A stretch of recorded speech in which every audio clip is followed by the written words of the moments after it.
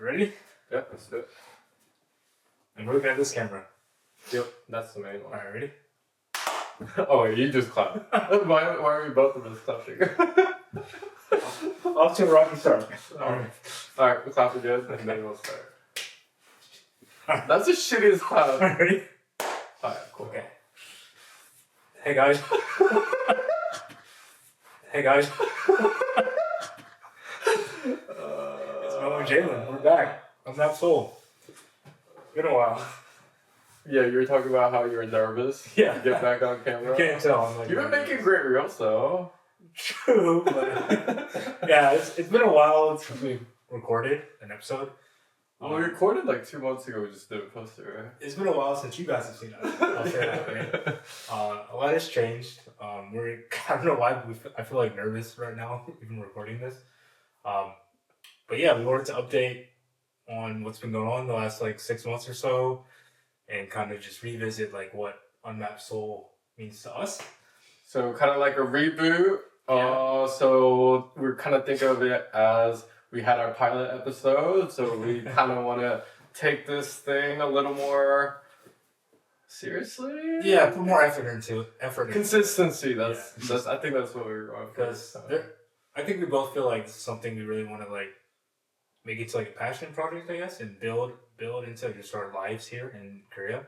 And there's a lot of people we want to bring into this, introduce. So yeah, I guess we'll just get started. So maybe I'll start. Get your phone out of here, what the fuck? So the last 6 months, how has it been for me? Well, a lot has changed.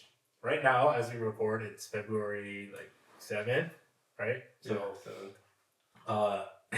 well, the biggest thing you got to touch up on that you couldn't share. Well, no, wait, I'll start small. Yeah. So, back in November, I graduated Korean language school.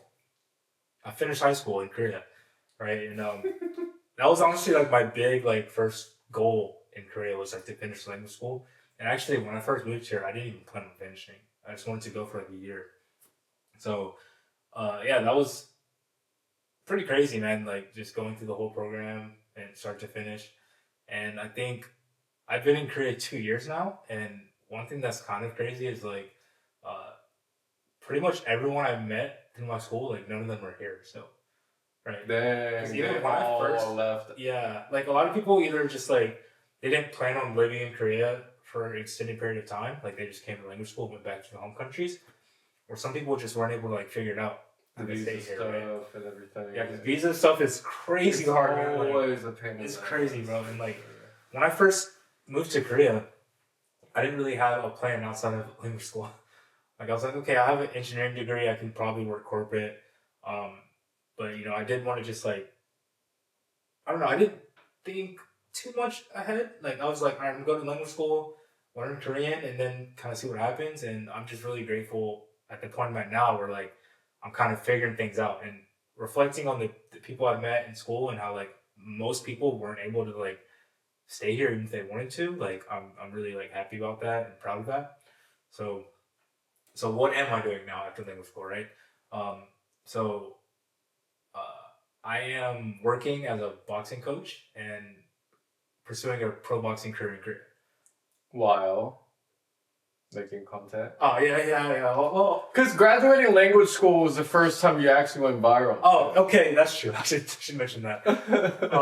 Yeah, I guess, so since October, I've been or September 28th was the first reel I made on Instagram that like got some traction, but maybe since October I started posting like reels, and I posted a graduation reel of me shadowboxing when I was getting my diploma, and I'll show that clip.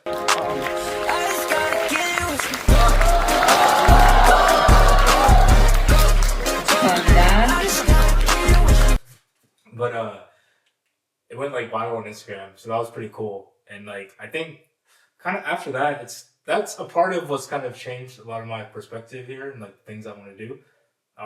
But not only that, I also did a Korean TV program called I Am Boxer. And even the last time we recorded, I was doing that, but couldn't talk about it. So yeah, that was like crazy. Like I just think back to when I was like in America watching K-dramas and just Korean TV, and then like me being on that show with like superstars like Don Lee and Dex and Kim Jong-kook, like it was pretty surreal, right? Unfortunately, I lost in the first episode. So as quick as that opportunity came, it kind of slipped out of my hands, I felt. However, like a lot of what I'm doing now is because of things that happened on people I met on that show and things I did. So um, like I said, I'm working as a boxing coach now and trying to get my pro debut, actively trying to get my pro debut. I was supposed to fight in the end of February for pro debut, but Koreans are scared of me. Because I've had someone fight this guy. Seriously. I've had some like viral clips on Instagram of my boxing, so that's kind of plays my downfall. Like people don't want to fight me; they think I'm like a knockout artist, which is funny. But yeah, I'm also starting like PT as well. Like next week, I have my first like PT client. Like her ankles better. Yeah, I mean, yeah, her ankles better. So kind of a part with the viral stuff, right? Like I post reels with my gym, and those like I just posted a reel last week that has like over 2 million views, right? And like someone saw that reel, like a girl in a foreigner in Korea, and she DM'd me like, "Hey, I'm looking for an English speaking boxing coach because like my Korean's not, or I'm not that confident in my Korean, so I want to learn boxing, but with the English coach." So like even through posting reels, it's like what can I say, integrating into like my life, right? So well, yeah, I mean that's a small example of what we discussed on why we want to make content in the first place, because you've always said that you want to influence people in a way, and same with me. I feel like the way we get more kind of eyeballs on us in one way or another, I think you can convert that into something you're passionate about, which is like helping people and making it like letting them improve. And then I think for me too, I think like the kind of empowerment aspect, I guess. But yeah, I think that's such a good example of being able to reach to someone through your boxing reels that you're going to be able to improve personally. Yeah, and that's a good point, something to bring up, because I've had a few reels, maybe like 10 or so, that like gone like viral or so, like boxing related. And at first it was cool, like just seeing like views is cool, right? But also seeing like people message me that, hey, that was cool, like I want to start boxing or something like that was cool too. But I think even those like interactions kind of, I don't know how to say it, but it's like at first, level? Surface level? Or like... No, not surface level, but at first it was like exciting, but now it's just like, okay, like I don't reply to like all the DMs like I used to. But I will say like, because even now, like that last reel that got like a lot of views, it didn't really mean, I mean, it meant something to me, like I was proud of that, but at the same time, like it's kind of like, all right, like what's next, right? But this girl reaching out was something, like you said, that's something I actually want, right? Like be able to impact people, and like now it's like converting into like teaching someone boxing, and who knows, maybe that can like change their life the way it changed mine, right? So that's what's important to me, and I not that I lost sight of that, but I just kind of got into like making content and like not thinking how it really resonates with me. You know, Yeah, I just kind of got into it. Because I think that's the wall that I've talked to you about making content. Like I feel like making content for the sake of making content just doesn't resonate with me, and I just don't care to kind of like try to go viral for something that I don't really resonate with. Mm-hmm. But you have something that you can actively want to share with other people in a way, and that's a service you're already offering, which is like the boxing coaching. So the two kind of merging together, I think, is like the perfect kind of scenario you want. Yeah, absolutely. And I guess I'll also mention, like, because this is again how my perspectives kind of changed. So I even used to talk about how I wanted to be like an influencer and like on TV and these type of things, again, just to impact others.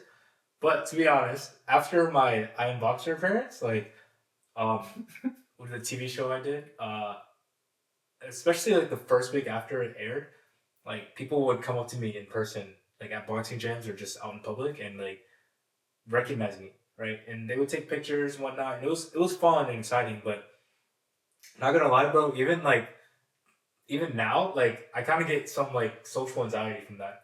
Oh, I thought you wanted that. I thought I did too, but I'm actually surprised. I'm actually surprised. Like even last week or this week, I was with my friend from Australia, Ion, and we were like at a restaurant, and even when I go out in public, I'm not a celebrity by any means. Right? I've had experience with people that I don't know coming up know who I am, right? And they're like paying attention to me, right? So whenever I go somewhere, like if I think someone's like looking at me, I get a little anxious. Wow, right? really? And it's not that I don't like want people to know who I am, or like, you know, it's one thing if they come up to me and they're like a fan of my boxing, which some people are. But I don't know. It's like I feel like I have like an image to uphold now. Like I have like a public image that I want to like, or I'm thinking about when I'm in public. But it's mostly in my head because it's obviously in your head. It's obviously in my head, right? But I've had experiences where like people have like known who I was, and people who know who I was and not even come up to me, but they know who I am, right? And it's just like those interactions, like it's nice, right? But at the same time, like internally, like internalizing it, it's like I've kind of changed. It affects your identity, honestly. Like I said, like how my public image, I think more about it, and like I was also going to touch on this, but like me in Korea, especially the path that I have here and like the opportunities and doors that have opened up, pretty much everyone in Korea knows me as a boxer. But I also have like my whole identity from America when I worked as an engineer, and all of that is a part of me as well, right? But of course, people don't know that background. So while I'm here, I kind of feel like I've kind of like I don't know. It kind of feels like I've rebranded myself just as like a boxer, and especially being in a new environment with a new culture, new language. I kind of feel like I have two separate identities now. Like one is Jalen, which is like the whole me, like collectively, even the part of me that's in Korea, right? And that's something I feel really comfortable sharing with, to be honest, like English speakers, to be honest, and just like foreigners, right? Or people who have like lived abroad and like can relate to my experiences. But then the other side of me is like Jo, which is kind of like what I've created being in Korea, right? Yep. Like this boxer, like this guy who's done like entertainment and like has done modeling, like it's kind of like a different identity. So I've kind of these days like want to separate them in a way. Kind of like an alter ego in a way. Yeah, it's kind of like an alter ego. So it's like generally like when it comes to my boxing and just honestly like when I'm not around friends, I kind of see myself as Jo, right? Like the person I've become in Korea. But when I'm with close friends or even on this podcast, right? I think it's kind of, to me, it's almost tied to like language, right? But when I'm around English speakers or other foreigners, I kind of feel I can be more comfortable as like Jalen. Yep. You know? I mean, two things I want to touch up on that. Obviously, the language part, I think we've discussed it personally a few times, but I think our personalities change so much depending on the language we use. Because I feel that myself too. Like, I feel so much more confident when I'm talking in English. I think the hierarchy feels less kind of like eminent, like just there. So I feel like I can kind of talk about my opinions in a way that is a little bit more kind of authentic in a way. But with Korean, I think I immediately go into like a little bit more reserved or like a little bit more pulled back kind of personality. And I think that's literally just part of the language. I think it's something called maybe... I cut. But anyways, yeah, like the linguistics really impact how we see ourselves and how we interact with the world. Second bit is, this is something I've been wrestling with quite a bit. Obviously, we've talked about it, but like, I think the identity bit and the art bit, or like just the way you're perceived, is such a big part. And I think such a big issue I've had growing up that I'm kind of working through right now is I feel like when I think I'm seen inaccurately, I feel invasive almost, like kind of like my kind of personality or identity is almost being harmed in a way, and when I feel like when I'm seen inaccurately. And I feel like I'm someone that has lived so many different lives, just like you said, you know, like you've been an engineer in America, like, you know, like I've done so many different things throughout my life. So I feel like it's really hard for me to connect with someone in a short period and then they get they pick up on like everything. Like that's literally impossible. Yeah. So they're gonna see me inaccurately. I think that's something that I have come to terms with. But it feels like they don't know me. Yeah. No, I completely agree with that. So I guess maybe I kind of went over like what I've been up to recently. So what have you been up to? Well, kind of on the whole alter ego, kind of second dual identity thing, I think I have tried to pursue the whole kind of art thing or like DJing a little bit more. I think that's something that is going to be a big part in my life that I have been kind of suppressing throughout my whole life because of some other stuff that I go through.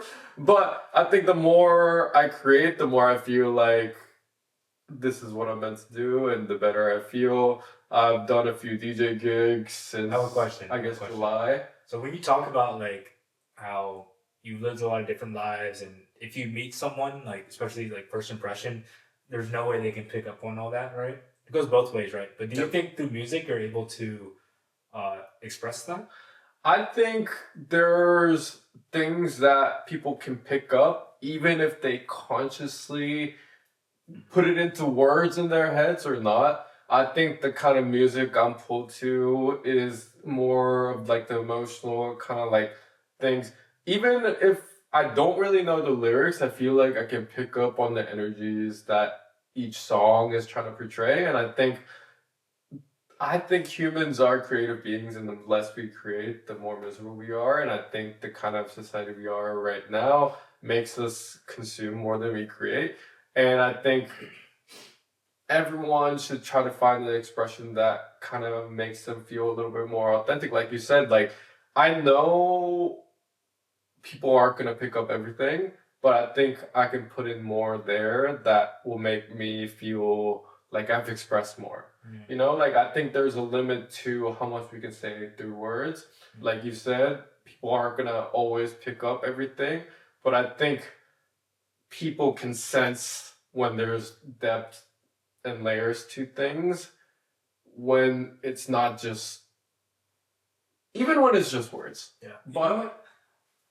I think actually I relate to that a lot with my boxing, because with any martial arts or training or anything, right?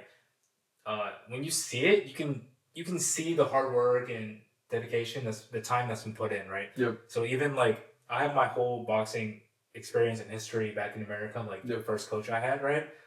And like that coach taught me a lot of things. Like he taught me the fundamental of my boxing now. And even in Korea, as I work with different coaches and trainers and friends, right? I pick up different things, but like everyone, when they just by observing my boxing, they can see like the fundamentals I learned back in America, right? And like how my style, like this, the way my style is now, like they can observe it, right? They can observe like all the work and like my past with boxing, right? So I think that, in a way, like that's kind of how I feel with boxing. Like, and that's something you've touched upon as well, that maybe Korean boxers don't have the fundamentals as tight. And I think that's something you can't ignore. You can just feel it. You can't really like kind of like, you know, like if you do boxing but you have like a background in like Muay Thai or like wrestling or something like that, I feel like people pick up on that just based on how you move your body and how you hold yourself.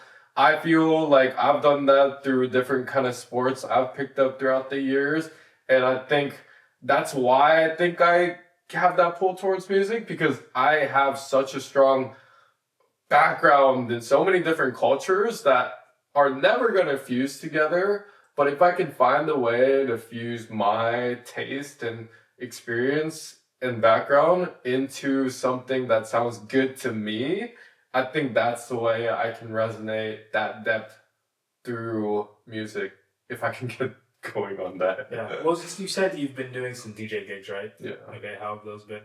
It's been interesting. I think I don't, you know, like, I don't resonate with the club scene. I don't drink. I don't really want to go out late. I, like, even when I used to go out, I think, like, by 1 a.m. I want to go home, and like the late night kind of clubs and that kind of vibe isn't something I'm wanting. But I think I've been loving the YouTube DJs that kind of like either at home or like Book Club Radio has been one of my favorite channels. But I think if I can connect with more people through music, even if it's not like a club scene, not socially, like if I can just do it at home or like a nice DJ studio and share that with people and people resonate with that, I think I'd really enjoy that. So that's kind of why I've been practicing that a little bit more. But yeah, I don't know. I've just been playing and practicing with friends here and there. Yeah. I don't know, where were we trying to go with that? No, I was asking. But, well, just to touch more on like what you've actively been doing as far as DJing gigs and stuff. But other than that, I know you were considering going back to corporate. Yeah, right? I mean, talk about that. Yeah, I think that's like what are you actually doing now, and then how do you feel about it? Okay, so when we've touched up on this on the earlier podcast of how we both moved back to Korea and we're both trying to enter the creative fields. And I think I want to leave my creative expression separate from income. And since I already have a pretty extensive background in cybersecurity that offers remote work a lot better than maybe other kind of industries. And I know the kind of work I've done at CrowdStrike, being a subject matter expert and everything. So yeah, I've been looking for something that I can sustain remotely in corporate, so that can fund the kind of collective community and the creative expression that I want to really pursue.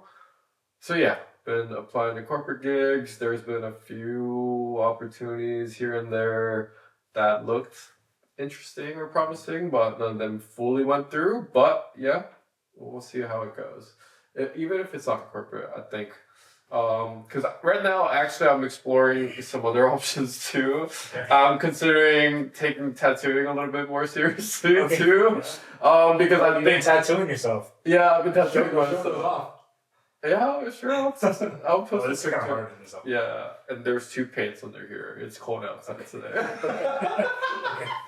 But yeah, I think I have a decent touch in tattooing, and I think tattooing is the kind of creative expression that I fully want to pursue. But I'm very detail oriented, and I think I have a little bit of a skill that could sustain me, at least in Korea. You know, like the cost of living here in Korea is so much less than America or Sydney, where I used to live. So I'm also very privileged to stay with my parents right now. So I don't have to make that much to kind of make a living and maintain my creative kind of expressions. So yeah, I'm considering tattooing. My cousin tattoos quite a bit. Not quite a bit. She doesn't really tattoo that much. But she has a art studio for little kids. So she's thinking about teaching me tattooing a little bit more. We're thinking about maybe making some classes for kids in art in English. Okay. So she could teach me how to like teach kids art, and then I can teach them in English. So it will be like an offering she could do at her art academy. So that's something we're considering as well.